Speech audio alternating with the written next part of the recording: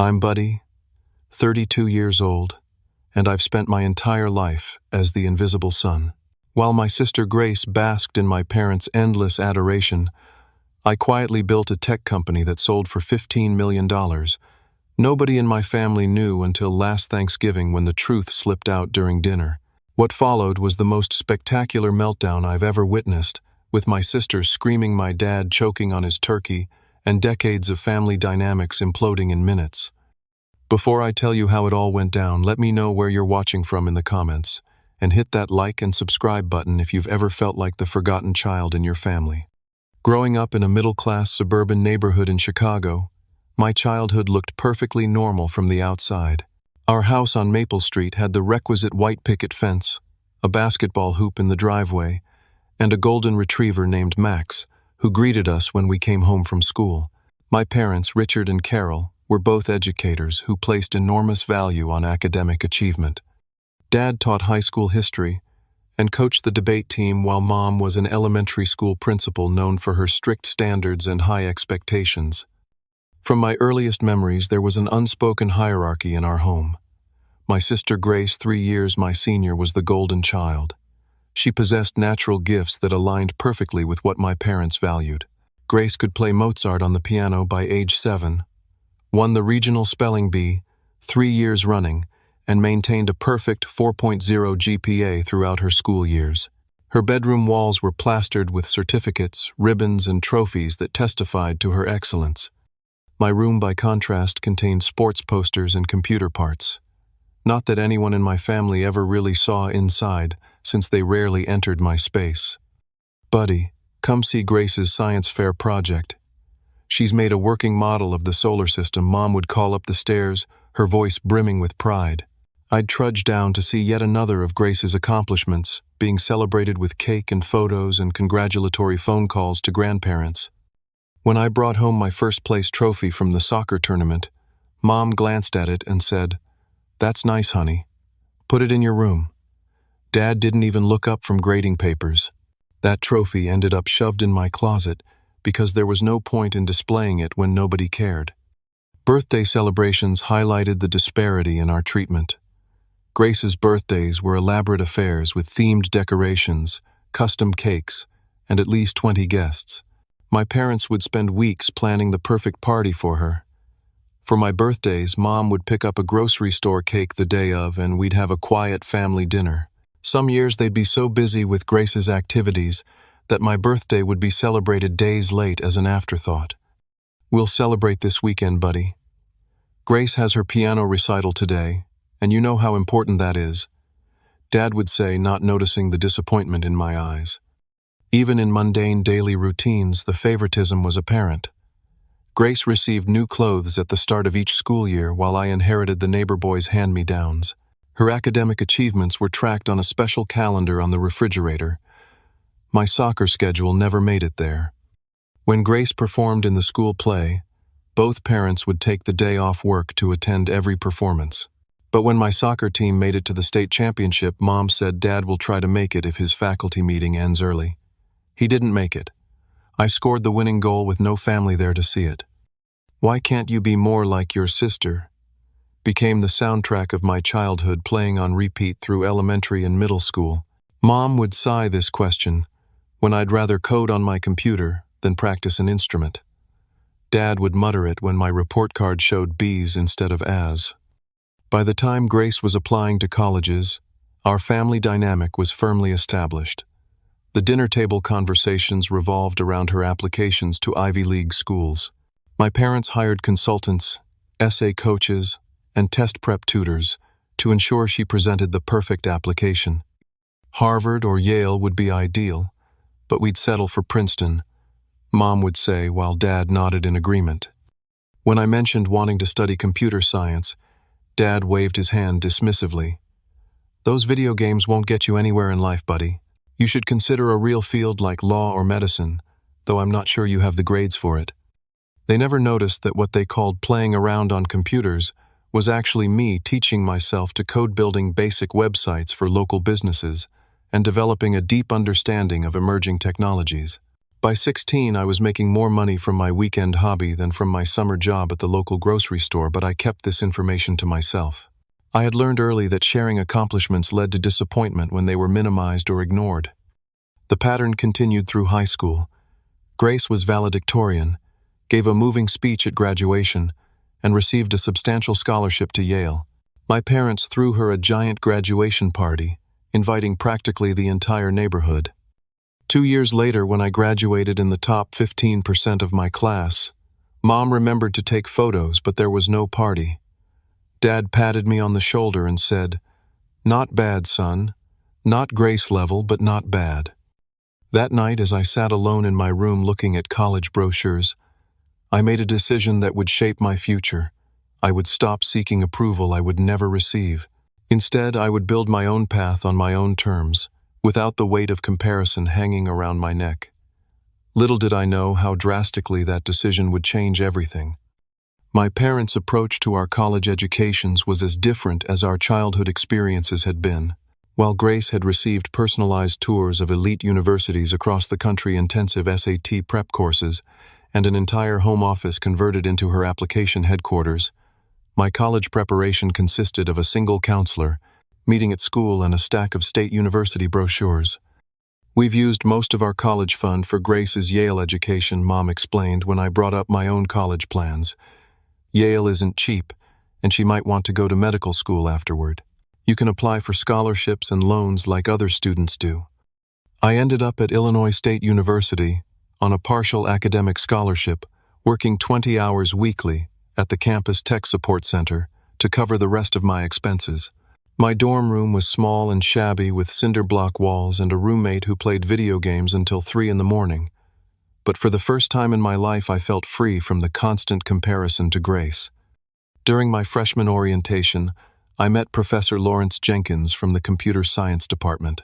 Balding with wire-rimmed glasses and always wearing some version of the same tweed jacket, he noticed me fixing another student's laptop in the campus center. "That's some impressive troubleshooting," he said, peering over my shoulder. "You clearly know your way around computer systems." In Professor Jenkins, I found something I'd never had before, a mentor who valued my specific talents. He invited me to join his advanced programming seminar, despite my freshman status, and later offered me an independent study opportunity, developing software applications. "You have a natural talent for seeing both the technical details and the big-picture business applications," he told me after I demonstrated my first complete software solution. "That's rare, buddy. Most people excel at one or the other." While my parents rarely called except to share Grace's latest achievements at Yale, I was thriving in my own way. During sophomore year, I developed a scheduling and inventory management system for local businesses that solved specific problems the big software companies were ignoring. 3 restaurants and a hardware store in town paid me to implement my solution, providing me with much-needed income and real-world experience. By junior year, I had created my first moderately successful app, a tool that helped small businesses manage customer relationships without expensive enterprise software. The app generated enough revenue that I could quit my campus job and focus on development. When I called home to share this news, Mom seemed distracted. "That's nice, honey. Did I tell you Grace got engaged? Marcus is a 4th-year medical student at Yale. Their wedding will be next summer after he starts his residency at Massachusetts General Hospital. We're so excited." The engagement dominated our rare family phone calls for months. Marcus came from a wealthy Boston family, and the wedding would be a lavish affair at his parents' Cape Cod estate. My coding success never came up again. Senior year, I faced a decision that would define my future. Several major tech companies had offered me impressive starting positions based on the strength of my portfolio and recommendations from professors. The starting salaries were substantial, especially for a new graduate. But I had a different vision. I wanted to expand my customer relationship software into a comprehensive business solution focusing on security for financial transactions. I believed there was a massive market opportunity that existing companies weren't addressing. When I mentioned turning down the corporate offers to start my own company during a rare visit home, my parents exchanged concerned glances across the dinner table. "Is that really wise?" Dad asked, frowning. Those are guaranteed positions with established companies. Starting a business is risky, and most fail within the first year. Mom reached over to pat my hand. Honey, not everyone can be exceptional like Grace. There's nothing wrong with a steady job with benefits. The corporate world has security that entrepreneurship doesn't. They didn't understand that I wasn't trying to compete with Grace or follow her path. I was creating something entirely different, something that aligned with my own strengths and vision. After graduation, while my family was preoccupied with Grace and Marcus's wedding preparations, I moved to Silicon Valley with my life savings of $12,000 and a prototype of my security software. I rented a tiny studio apartment in a questionable neighborhood and spent every waking hour refining my product and pitching it to potential investors. My parents called occasionally, usually to relay some news about Grace's hospital position or her new house in Boston's exclusive Beacon Hill neighborhood. They never asked detailed questions about my work or life. I kept my responses vague, not out of spite, but because I'd learned long ago that they weren't really interested in the details of my world. "How's California?" Mom would ask. "Fine," I'd reply. "Sunny." "That's nice. Did we tell you Grace and Marcus are thinking about starting a family? I could be a grandmother soon." And so the pattern continued with an entire continent now separating us physically as well as emotionally. But for the first time in my life, I was grateful for the distance and the freedom it gave me to build something of my own without the shadow of comparison dimming my light.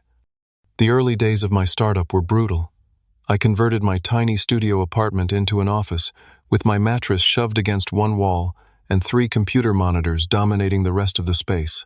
I worked 100-hour weeks subsisting on ramen noodles and coffee coding until my vision blurred and my fingers cramped. My company, Secure Transact, focused on developing enhanced security protocols for financial institutions that were struggling with increasing online fraud. I had identified a significant gap in the market. Existing security software was either too cumbersome for everyday users or too simplistic to stop sophisticated hackers. The first year was a constant hustle. I attended every tech meetup, startup, pitch night, and networking event in Silicon Valley. I cold-called banks and credit unions begging for 10 minutes of their time. Most doors remained closed, but gradually, through persistence and the strength of my prototype, I secured meetings with decision-makers. My first real team formed organically. Alicia, a brilliant security expert who had grown frustrated with her corporate job's bureaucracy, joined after seeing my presentation at a cybersecurity conference. Then came Ryan, a front-end developer who could make complex security features user-friendly, and Jasmine, who handled business operations with remarkable efficiency. We worked out of a converted warehouse space in Oakland because San Francisco proper was beyond our budget. The building had questionable heating and cooling, occasional roof leaks, and neighbors that included a metal fabrication shop and an artisanal pickle company. But it was our space, and within those walls we were building something revolutionary. Just as we started gaining traction with smaller banks, disaster struck. CyberShield, a major competitor backed by venture capital, announced a security suite with features suspiciously similar to our proprietary algorithms. A week later, we discovered one of our early contract developers had stolen our code and sold it to them. The legal battle nearly destroyed us before we'd truly begun. Legal fees drained our minimal capital, and the stress was overwhelming. For 3 months, I slept on a cot in our office, showering at a nearby gym, working around the clock to keep the company afloat while simultaneously fighting the lawsuit. During this time, Grace called to share the news that she and Marcus had purchased a 5-bedroom colonial in an exclusive Boston suburb. Mom and Dad helped with the down payment, of course. They're so supportive. "How's your computer thing going?"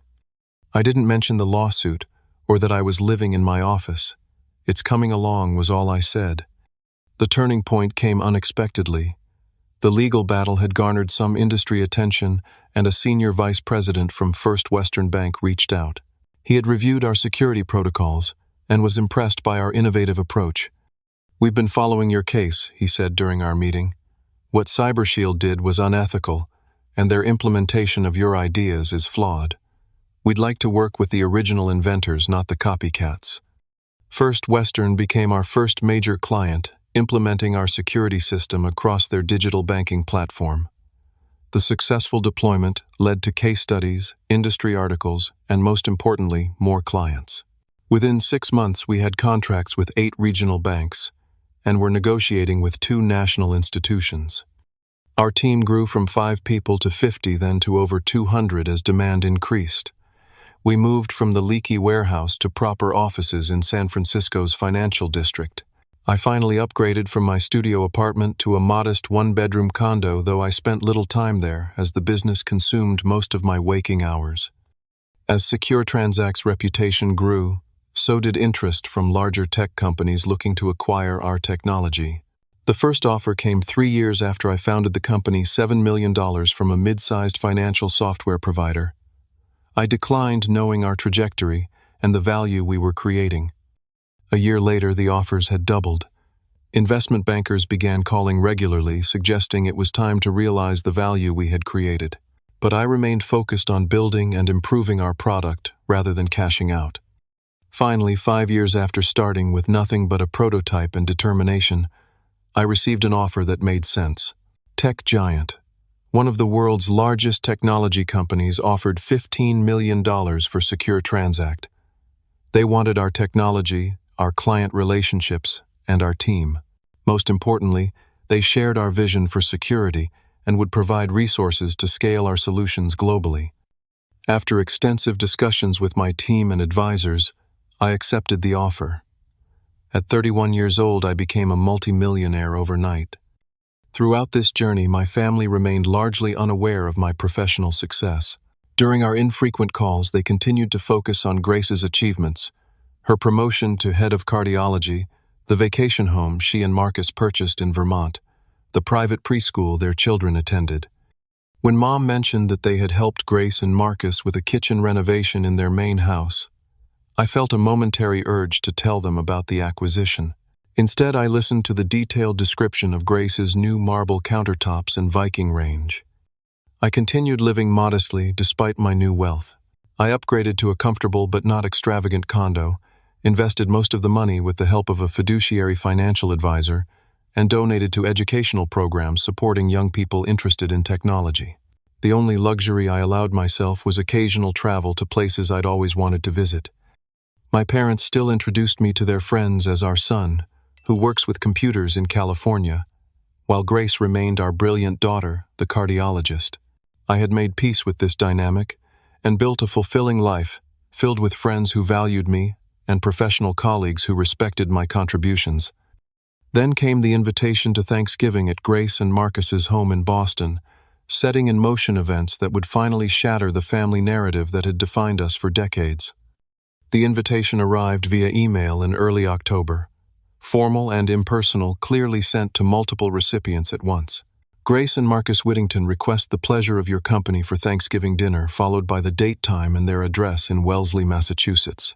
My parents were copied on the email, along with Marcus's family members and several couples I didn't recognize, presumably friends of Grace and Marcus. My immediate instinct was to decline. I had spent the previous 3 Thanksgivings with friends in California, enjoying relaxed gatherings free from the tension and comparison that characterized family holidays. But something made me hesitate before hitting reply. Perhaps it was curiosity about how my family dynamic might have evolved over the years, or maybe some lingering hope for connection that I couldn't quite extinguish. Before I could decide, my phone rang. It was Grace. "Did you get my email?" she asked without preamble. "Mom and Dad are coming in on Tuesday, but I told them you probably wouldn't make it since you never seem to have time for family." Her words carried the familiar sting of accusation, implying once again that any distance in our relationship was entirely my fault. Actually, I heard myself saying, "I can make it this year." There was a brief silence. "Oh, well, that's unexpected. Can you arrive Wednesday? The guest room on the 3rd floor will be yours. Mom and Dad get the main guest suite, of course." In the weeks leading up to Thanksgiving, Grace called repeatedly with instructions and reminders that positioned me as incompetent and her as the responsible one managing everything. "Remember to book your flight soon before prices go up," she said. In one call, though, I had booked it immediately after confirming. "Don't bring wine. Marcus has selected appropriate pairings from his collection," she instructed in another, though I hadn't mentioned bringing anything. We're dressing for dinner on Thanksgiving. Business casual at minimum, she informed me, her tone suggesting she expected me to show up in rags otherwise. My parents called too, their message clear, though less direct than Grace's. "We're so looking forward to having everyone together," Mom said warmly before adding, "Grace has put so much effort into planning this, so please be on your best behavior. No controversial topics and try to show interest in what everyone is doing." Dad chimed in from the extension, "And maybe get a haircut before you come. First impressions with Marcus's family matter." I hadn't seen them in nearly 2 years yet. Their primary concern seemed to be how I might embarrass them in front of Grace's in-laws. As the trip approached, my anxiety increased. I scheduled an extra session with Dr. Thompson, the therapist I had been seeing since the tech giant acquisition. The sudden wealth had brought up complicated emotions and identity questions that I was still processing. "How do you want to handle the family dynamic this time?" she asked during our session, her calm voice centering me as always. I considered the question carefully. I'm tired of playing the role they've assigned me. The underachieving son, the family disappointment. I don't want to pretend anymore. "Does that mean you'll tell them about your financial success?" "No," I said after a moment. "That feels like seeking validation through money, which isn't healthy. But I also won't diminish myself or my work to fit their narrative. I'll just be authentic and set boundaries when needed." "That's significant progress, buddy," she noted with an approving nod. When I arrived at Boston's Logan Airport the day before Thanksgiving, the weather matched my mood: gray, chilly, and threatening rain. I took a rideshare to Grace and Marcus's address, watching as the neighborhoods became progressively more affluent during the 30-minute drive. Their house was exactly what I expected: a sprawling colonial revival with perfect landscaping, a circular driveway, and a 3-car garage. It looked like it belonged in a luxury real estate magazine, beautiful but somewhat sterile. Grace answered the door herself, perfectly coiffed in designer casual wear pearl earrings catching the light as she gave me a quick perfunctory hug.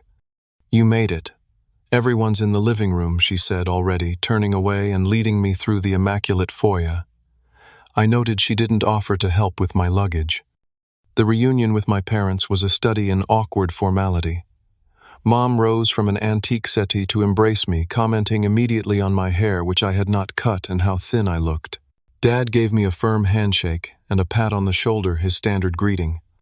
Marcus played the gracious host, offering drinks and making small talk about my flight, while his parents, Gerald and Eleanor, observed with polite interest. They were Boston aristocracy, personified with the kind of old money that never needs to announce itself.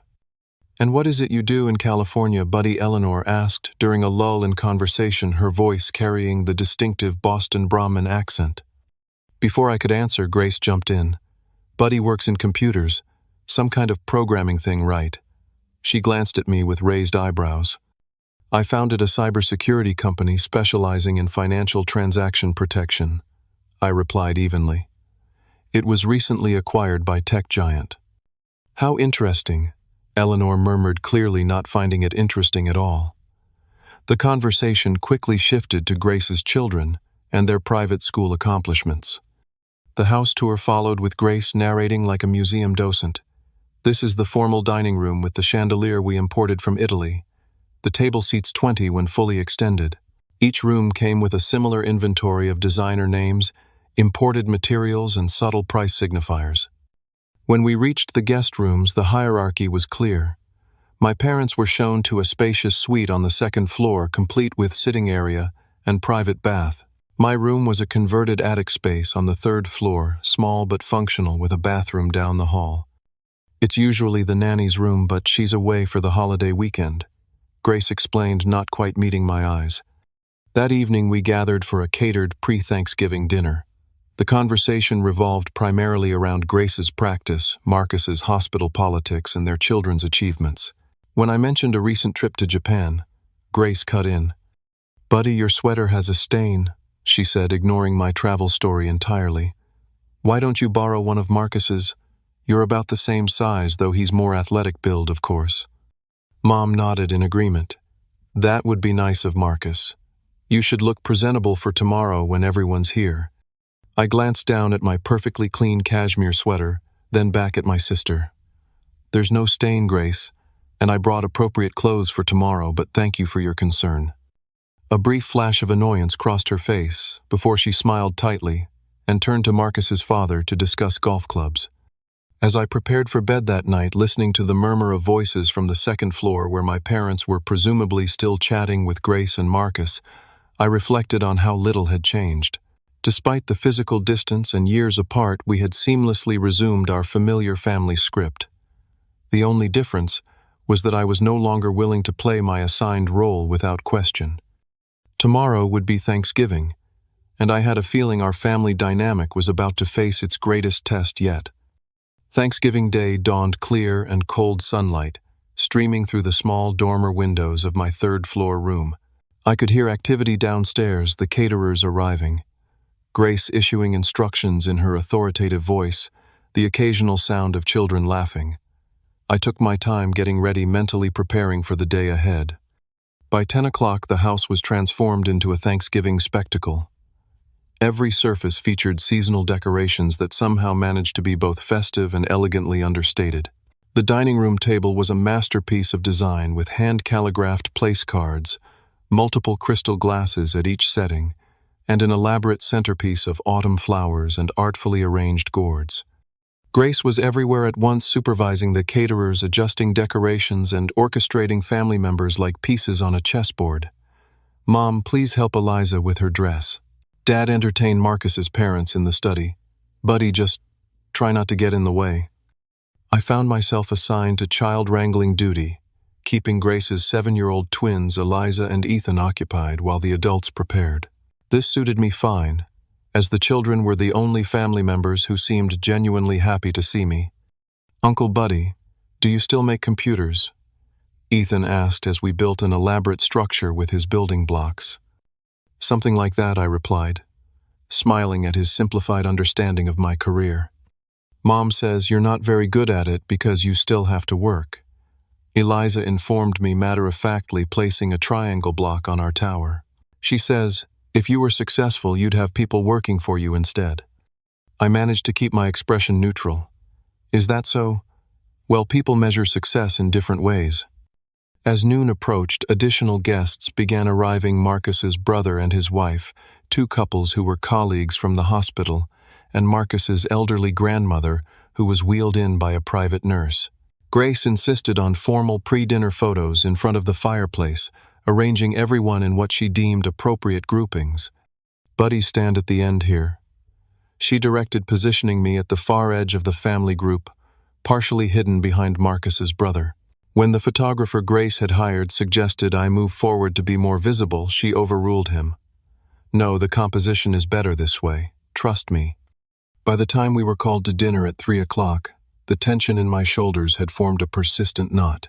We processed into the dining room in what felt like a predetermined order of importance, with Grace and Marcus leading, followed by both sets of parents, then the other guests, with me bringing up the rear. The seating arrangement continued the theme. Grace and Marcus presided at opposite ends of the long table. My parents were placed in positions of honor near Grace, while I found myself between Marcus's grandmother, who was hard of hearing, and one of the hospital colleagues who had already had several glasses of wine. Before the meal began, Marcus stood to propose a toast to family, friends, and the abundance we're blessed to share. Everyone raised their glasses appreciatively. Then, following what was apparently a Whittington family tradition, each person was expected to share something they were grateful for before eating. Grace went first naturally. What began as a simple expression of gratitude evolved into an extended highlight reel of her accomplishments for the year. "I'm thankful for my thriving practice, my recent appointment to the hospital board, the children's acceptance into the gifted program, and of course our new summer home on Nantucket." My parents beamed with pride throughout her recitation. When Mom's turn came, she primarily expressed gratitude for Grace and her family, with a brief general mention of both my children, almost as an afterthought. The ritual continued around the table until it reached me. All eyes turned in my direction, most with the look of polite disinterest reserved for obligatory social interactions. "I'm grateful for the journey of the past few years," I said simply, "for lessons learned, challenges overcome, and the freedom to create my own path." Grace gave a tight smile. "How nice. very philosophical. Then she signaled to the caterers to begin serving. The meal itself was flawless, course after course of gourmet interpretations of traditional Thanksgiving dishes. Wine flowed freely, and conversation moved between safe topics. Politics was avoided, but hospital gossip, private school, comparisons, and vacation properties were discussed in detail. During the main course, Marcus began describing a major hospital acquisition his department was considering. The technology would revolutionize our cardiac imaging capabilities, he explained enthusiastically. The company's valuation is through the roof after their security division was acquired by tech giant last year. I paused mid-bite, recognizing the company immediately as the one that had purchased my security software. Marcus continued, unaware of my reaction. The acquisition was one of the biggest in the financial security sector. Apparently, the founder was some young programming prodigy who developed an entirely new approach to transaction protection. What was the security company called? Asked Gerald Marcus's father, who had investments in the tech sector. Secure Transact, Marcus replied. Relatively unknown until tech giant paid $15 million for their technology and team. The wine glass slipped from Grace's hand, splashing red wine across the immaculate tablecloth. She barely noticed, her wide eyes fixed on me as connections visibly formed in her mind. Secure Transact, she repeated slowly. Buddy, isn't that? The table fell silent, all eyes shifting between Grace and me. I took a sip of water, oddly calm despite the sudden tension. Yes, I confirmed. That was my company. Marcus stared at me, his expression morphing from confusion to dawning comprehension. Wait, you're that Buddy Mitchell, the founder of Secure Transact. The $15 million acquisition was your company. My parents looked completely lost. Dad's fork remained suspended halfway to his mouth, a piece of turkey trembling slightly as his hand froze in place. I had no idea you were behind. That Marcus continued, genuine admiration entering his voice for the first time. The security protocols your team developed are considered revolutionary in the industry. Grace's face had drained of color. $15 million. You sold your company for $15 million. Her voice rose sharply on the final words. Mom found her voice at last. Buddy, what is everyone talking about? What company? The cybersecurity company I founded 5 years ago, I explained calmly.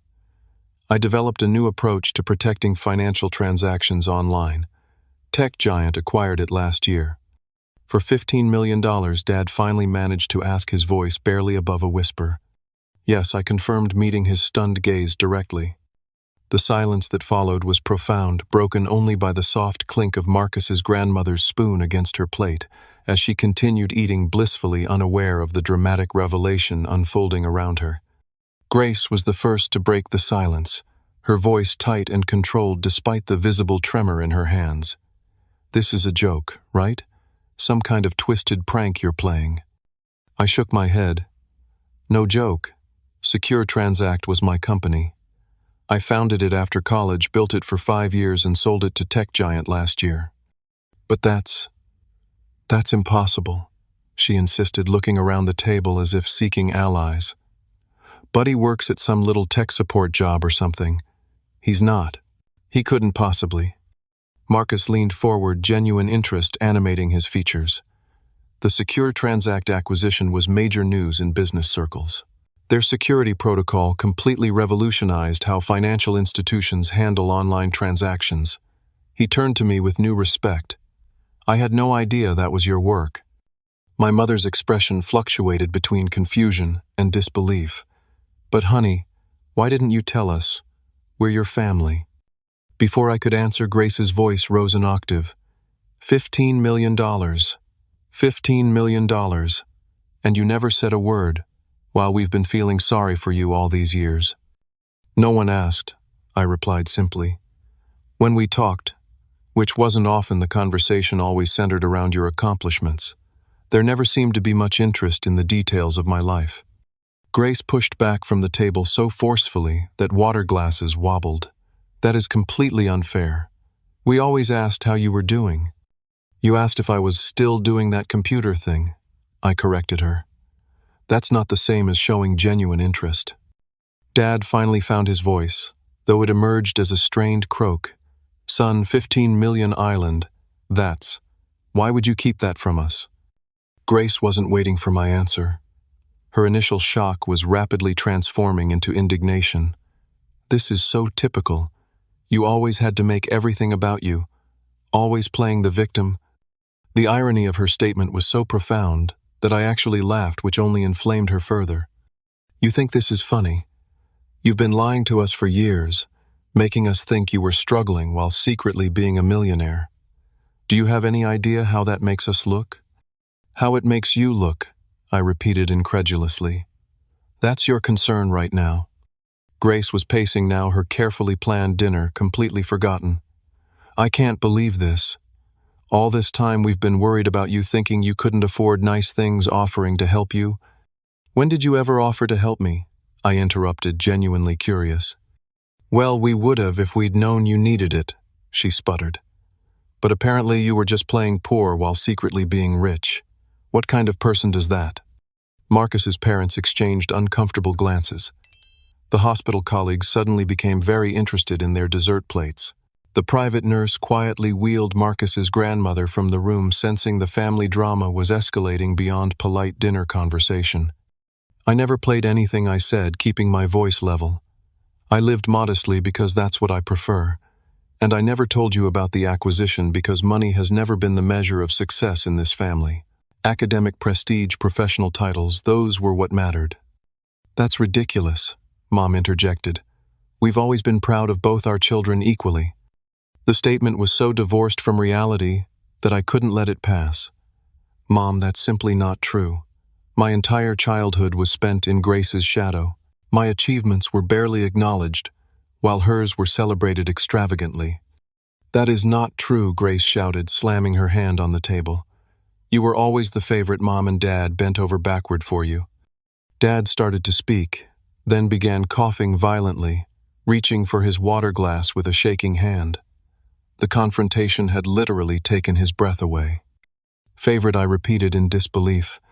"Grace, you had elaborate birthday parties while mine were afterthoughts. Your academic achievements were displayed prominently while my sports trophies were shoved in a closet. They attended every one of your recitals but missed my state championship soccer game." "That's because my activities were important," Grace shot back. "Academic and cultural pursuits matter for future success. Kicking a ball around a field doesn't."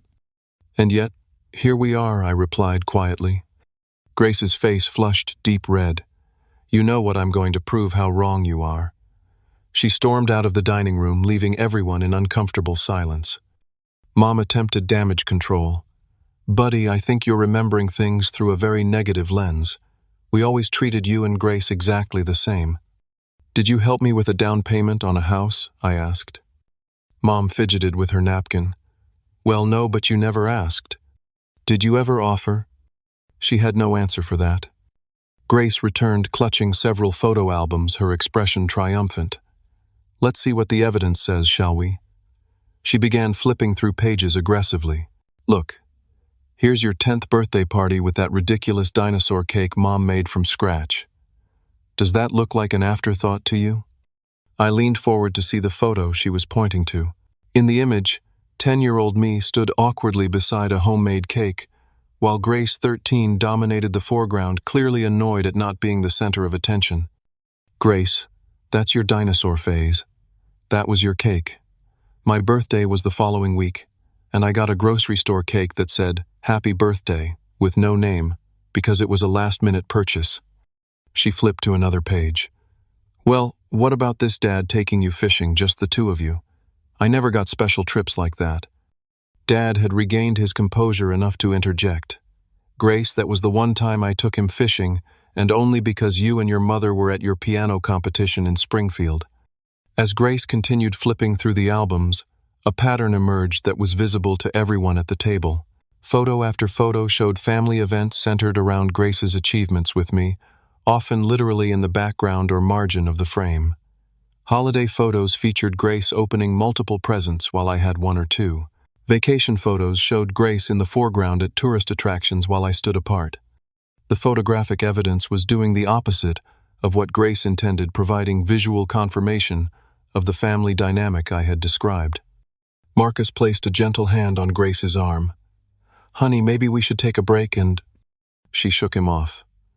"No, I will not be painted as some spoiled princess when I worked incredibly hard for everything I achieved." She turned to me, eyes blazing. "Why didn't you tell us about the money? Were you planning to just hoard it all to yourself while letting Mom and Dad help me with expenses all these years?" And there it was, the real issue behind her anger. "I never asked them to prioritize your needs over mine," I replied calmly. "That was their choice. And I never needed their financial support because I built something successful on my own without family connections or support." Grace's voice became dangerously quiet. "So this is revenge, making us all look foolish because you had some childhood grievances." "It's not revenge, Grace. I just stopped seeking approval I was never going to get and focused on building my own life." Dad cleared his throat. "Son, I think you're being a bit unfair. We always supported your interests." When I challenged him directly, "When did you ever show real interest or support for my work? You dismissed my early coding as playing video games. You called my decision to start a company risky and suggested I get a real job instead. You've never once asked me to explain what my company actually did or why it mattered." Dad opened his mouth to respond, then closed it again, unable to provide a counterexample. Grace wasn't ready to concede. "This is absurd. You're rewriting our entire family history because you have some weird inferiority complex, just because you got lucky with some tech thing." "It wasn't luck," Marcus interrupted, surprising everyone. "I've read about Secure Transact's technology. It was genuinely innovative, revolutionary even." He turned to me with professional respect. "The security protocols you developed solved problems that had plagued the industry for years." Grace shot her husband a betrayed look. "Whose side are you on?" "I'm not taking sides," he replied carefully. "I'm just stating facts about Buddy's professional accomplishments." The tension in the room was becoming unbearable. Mom was quietly crying. Dad looked shell-shocked, and Grace was practically vibrating with a combination of anger and embarrassment. "Why are you doing this?" she demanded, her voice breaking slightly. "Why ruin Thanksgiving with all this ancient history and resentment?" "I didn't bring it up," I reminded her gently. "I've kept my success private precisely to avoid this kind of reaction." Marcus recognized my company's name by coincidence. "So you were never going to tell us?" Mom asked, hurt evident in her voice. "Your own family?" I looked at her directly. "Would it have changed anything? Would knowing I had financial success suddenly make my path valid in your eyes? Because that's not how unconditional support is supposed to work." The silence that followed was profound. For perhaps the first time, my parents and sister were truly seeing me not as the perpetual disappointment they had categorized me as, but as an adult who had carved his own successful path despite not because of his family background. Grace abruptly stood, tears streaming down her face. "I need some air." She walked out of the dining room, leaving behind the wreckage of her perfect Thanksgiving dinner. The remaining guests exchanged uncomfortable glances. Marcus's brother murmured something about checking on their car, and he and his wife made a discreet exit. The hospital colleagues followed shortly after, thanking Marcus with forced cheerfulness, as if they hadn't just witnessed an explosive family meltdown. In the sudden quiet of the nearly empty dining room, Dad attempted a weak justification. "We always wanted what was best for both of you. Maybe we didn't always get it right." It was the closest thing to an admission I had ever heard from him, and despite everything, I felt a small spark of hope that perhaps finally something might change in our family dynamic. The remainder of Thanksgiving evening passed in a blur of awkward silences and stilted attempts at normal conversation. Grace eventually returned to the dining room, eyes red but composure, regained and mechanically served dessert, as if following a script she couldn't abandon. The few guests who hadn't found excuses to leave ate pumpkin pie with forced enthusiasm, complimenting the catering while studiously avoiding any reference to the emotional explosion they had witnessed. As the evening wore on, I made the decision to leave rather than stay overnight as planned. The third-floor guest room suddenly felt like a perfect metaphor for my position in the family, an afterthought separate from the main household. "I think it's best if I get a hotel room tonight," I announced quietly, as the last guests were preparing to leave. Mom looked distressed. "Buddy, that's not necessary. We're family. We can work through this." "I know we can," I agreed, "but not tonight. Everyone needs some space to process." As I packed my overnight bag, Grace appeared in the doorway of the guest room. Her perfect hostess demeanor had crumbled, replaced by a conflicted expression I couldn't quite read. "You're leaving," she stated flatly. "Yes. I've called a car service." She leaned against the doorframe, arms crossed defensively. "So that's it? Drop a bomb on the entire family, and then just leave?" "I didn't drop any bomb, Grace. Marcus recognized my company's name. That's all." She was quiet for a moment, then asked the question that was really on her mind. $15 million. That's really true?" "Yes." "And you're just sitting on all that money while Mom and Dad help us with the kids' private school tuition and our house renovation?" Even now, she was viewing my success primarily in terms of how it could benefit her. Some patterns run too deep to break in a single evening. My financial decisions are my own, Grace, just as Mom and Dad's decisions about supporting you are theirs. She stepped into the room, then lowering her voice. "We're planning to add a pool house next summer. Marcus's practice is doing well, but with the kids' tuition and the Nantucket property taxes." I stared at her in disbelief. "Are you actually asking me for money right now? After everything that just happened?" She had the grace to look momentarily embarrassed before recovering. "We're family, buddy. Family helps each other. At least most families do." I zipped my bag closed with finality. "Good night, Grace. Thank you for dinner." As I headed downstairs, Marcus intercepted me in the foyer away from the others. "I owe you an apology," he said quietly. "I've always accepted the family narrative about you without question. That was wrong of me." His sincerity surprised me. "Thank you for saying that.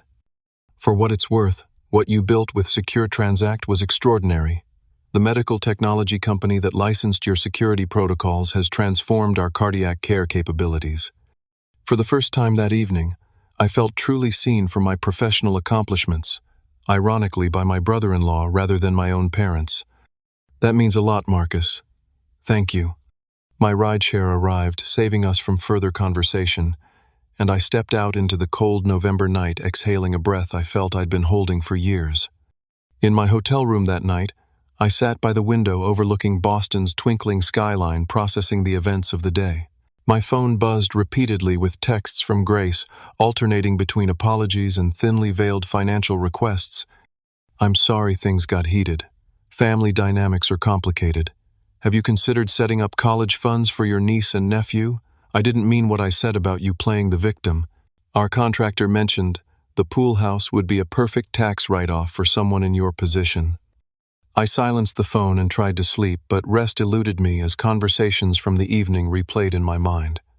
The next morning, just after 7, my phone rang. It was Dad. "Can we meet for coffee?" he asked, his voice subdued. "Just you and me." We arranged to meet at a cafe near my hotel. When I arrived, Dad was already there, looking older and more vulnerable than I had ever seen him.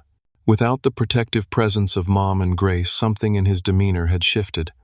"I didn't sleep last night," he admitted after we had ordered. "Kept thinking about things you said.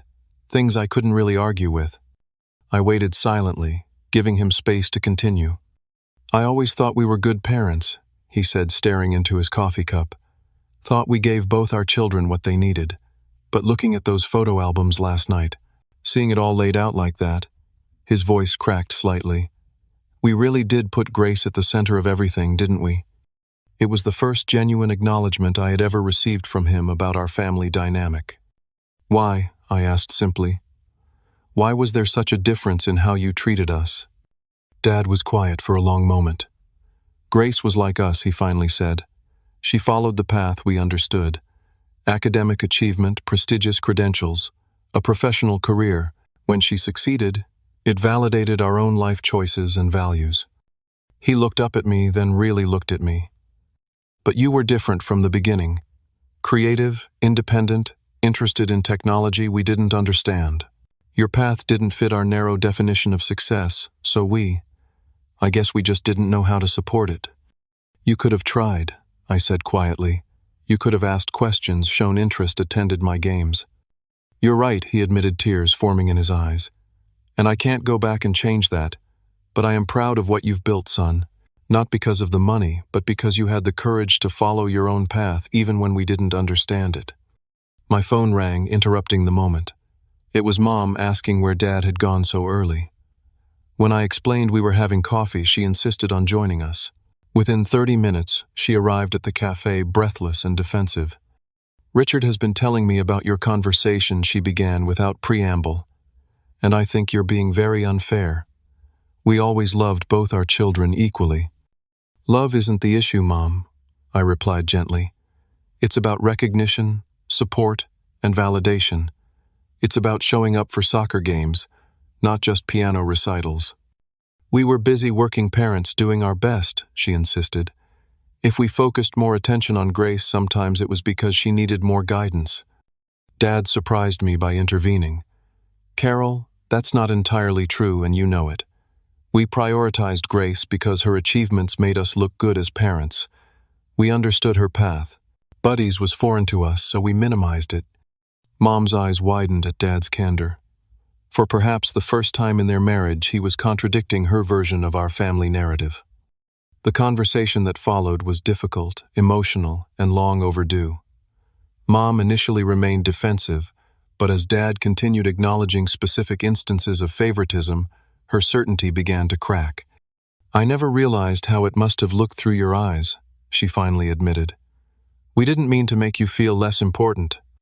Impact matters more than intent, I replied, a phrase Dr. Thompson had often used in our sessions. By the time we parted that afternoon, something fundamental had shifted. No single conversation could heal decades of imbalance, but acknowledgement was a crucial first step. 3 months later, the changes in our family dynamic were subtle but significant. My parents called more frequently, asking specific questions about my work and life. Dad had even taken an online course about cybersecurity to better understand my field. Grace struggled the most with our new reality. Her identity had been built around being the family star, and adjusting to a more equal relationship proved challenging. Her financial hints continued occasionally, but with decreasing frequency, as she realized I wasn't going to be her personal banker. For my part, I established clearer boundaries while remaining open to a healthier family connection. I used a portion of my wealth to establish a scholarship fund for overlooked students with aptitude in technology, trying to create the support system I had lacked. One Tuesday afternoon, I met with the first recipient of the scholarship, a brilliant 16-year-old named Jamal who reminded me powerfully of my younger self. As he excitedly described his plans for developing accessible technology for disabled users, I saw in him the same passion and vision that had driven me. My parents want me to be a doctor, he confided. They don't really get what I'm trying to build. Keep building anyway, I told him. Sometimes the people closest to us are the last to recognize our true path. That doesn't make the path any less valid. The real measure of success, I had learned, wasn't financial achievement or family validation, but the freedom to define and pursue your own purpose. Money hadn't healed my family wounds, but honesty and boundaries had begun the process. As I watched Jamal leave brimming with ideas and potential, I felt a sense of peace that had eluded me for decades. The overlooked son had finally found his voice, not through revenge or resentment, but through creating something meaningful from the very qualities his family had failed to value. If you've ever felt invisible in your own family or had your achievements overlooked while others were celebrated, share your story in the comments below. How did you find your own path to validation and success? Sometimes the greatest revenge isn't proving others wrong, but finding happiness on your own terms. Don't forget to like, subscribe, and share this video if it resonated with you. Remember, the approval that matters most is the kind you give yourself. Thank you for listening to my story, and I wish you the courage to follow your own path, even when those around you don't understand it.